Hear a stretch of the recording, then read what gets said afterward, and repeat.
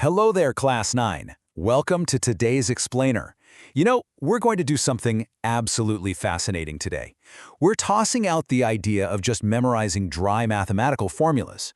And instead, we're going to literally decode the patterns of the universe. Seriously, we are going to learn exactly how to predict what comes next. And that applies whether we're looking at a simple list of numbers, the intricate branching of a tree outside, or even an ancient mind-bending puzzle. It's gonna be brilliant.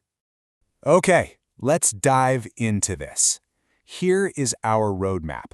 We will build from basic definitions all the way to complex, competency-based visual puzzles.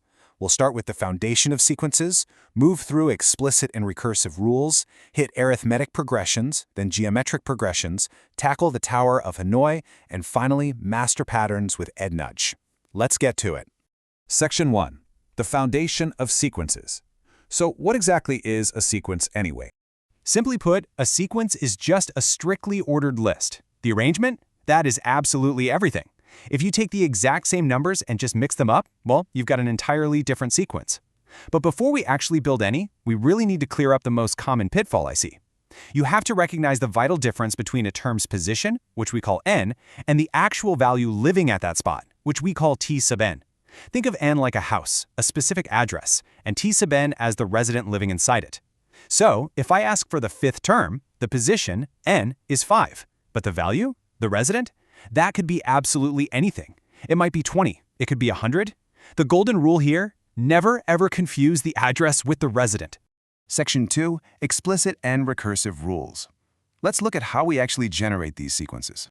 Right, so once we understand that every single term has a specific position, we can explore how we actually generate these things using mathematical rules. Now, there are two main ways to go about this. First up is the explicit rule. Think of this like taking a direct flight to your destination. It lets you jump directly to any term you want. Want the 50th term? Just plug the number 50 into your formula and boom, you're there. You don't need to know the 49th term to figure it out. On the flip side, we have the recursive rule. This one is a bit more like taking the stairs. You absolutely must know your starting point, your very first term. And from there, you apply a rule to build step by step from the term immediately preceding it. There are no shortcuts here. You simply cannot skip ahead. And this brilliantly illustrates how mathematical thinking isn't just something stuck in a textbook. It has always been deeply woven into human culture. It perfectly highlights our rich Indian knowledge systems heritage. Take the ancient Indian scholar Virahanka, for example. Long before we had any modern algebraic notation, he was out there studying sequence patterns connected to the rhythms of Sanskrit poetic meters. His work was heavily relied on that exact recursive thinking we just talked about, building the next rhythmic pattern directly from the previous ones. It just goes to show that mathematical sequences are, quite literally, the hidden heartbeat of language itself.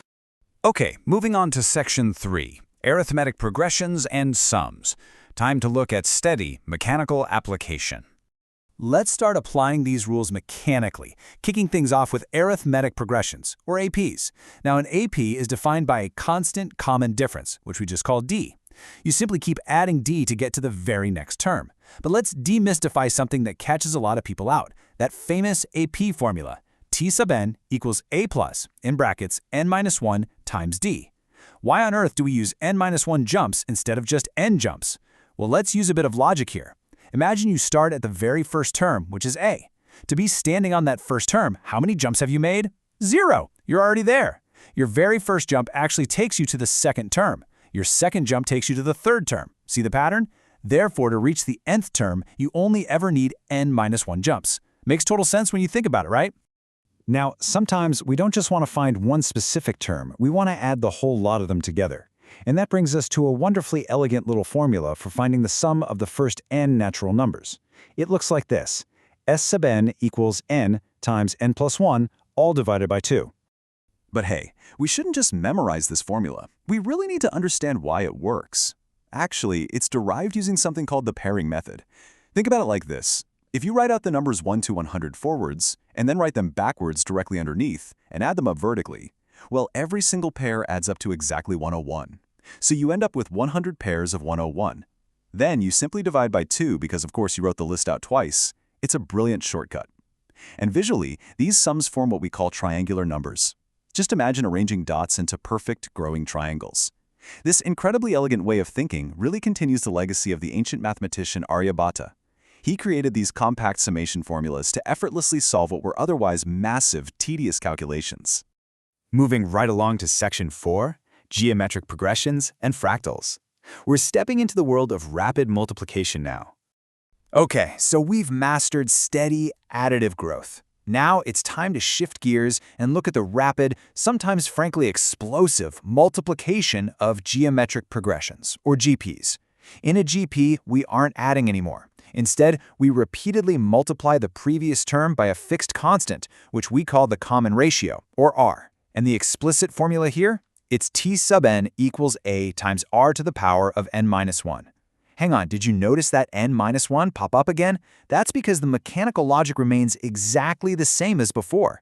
That very first term requires 0 multiplications by R to exist. You're starting at 0 jumps all over again. Let's move to and see how this builds in the physical world around us. Geometric progressions perfectly model situations of repeated scaling, things like constant doubling or halving. And when you apply this visually, it's stunning. You get these self-similar, fractal-like patterns where the tiny, smaller parts perfectly resemble the whole shape. You can literally see this geometric scaling when you look at the branching of trees outside, or in the intricate nesting squares of traditional Indian kolam and Rangoli art. We even see it in the highly structured pattern growth explored in ancient texts through the Miru Prastara. So you see, a GP isn't just dry numbers on a page. It is quite literally the mathematics of organic growth. Section 5. The Tower of Hanoi. Let's see what happens when we try evaluating a complex puzzle. All right, we are now pushing into the absolute highest levels of evaluating and creating solutions here. So I'm going to pose a question to engage your higher order thinking skills. What actually happens when we apply recursion, that step-by-step building block thinking, to a real-world physical problem? Well, to answer that, we have to look at the legendary Tower of Hanoi puzzle. Picture this. You have 3 rods, and on one of them is a stack of discs of decreasing size. Your goal: move the entire stack to another rod. The catch? You can only move one disc at a time, and you can absolutely never place a larger disc on top of a smaller one. It's much trickier than it sounds. Now, if you want to know the absolute minimum number of moves required to solve this puzzle for n number of discs, without breaking any of those rules, of course, well, there's a magic formula for that. It is 2 to the power of n minus 1. Now, what's really interesting about this slide is how we actually arrive at that formula. You solve the Tower of Hanoi by cleverly reducing the problem into a smaller version of itself. Say you want to move 4 discs. Well, first you have to figure out how to move the top 3 discs completely out of the way. And that right there, that is recursion in action. The recursive rule is that the moves for n discs equals exactly twice the moves for n minus 1 discs plus one final move for that largest bottom disc. By breaking the problem down this way, we generate this rapidly growing sequence 1, 3, 7, 15, 31, and so on. Notice how that's definitely not an arithmetic progression. This is exponential growth, deeply linked to a geometric progression based purely on the powers of 2. And finally, Section 6, Master Patterns with EduNudge. Time to put all this into practice. We have journeyed all the way from simple lists of numbers right through to recursive puzzle solving. But, understanding the theory, that's really only half the battle. To truly cement these concepts in your brain, I strongly encourage you to head over to edunudge.in. It is absolutely the perfect place to put all these patterns into practice. They've got comprehensive CBSE-aligned question banks that test literally everything we've covered today. But even better, they offer these amazing HOTS competency-based scenarios that really force you to analyze and evaluate the problems rather than just memorize steps. And hey, if you ever get stuck on a particularly tricky recursive rule, their unique 5-step nudge system will gently guide you to the solution step by step. It's a fantastic way to master both explicit and recursive thinking.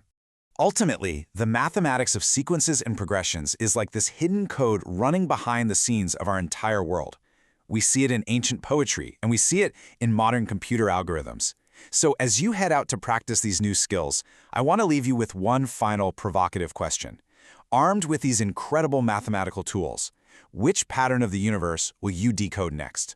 Keep exploring, keep questioning everything, and I'll see you in the next explainer.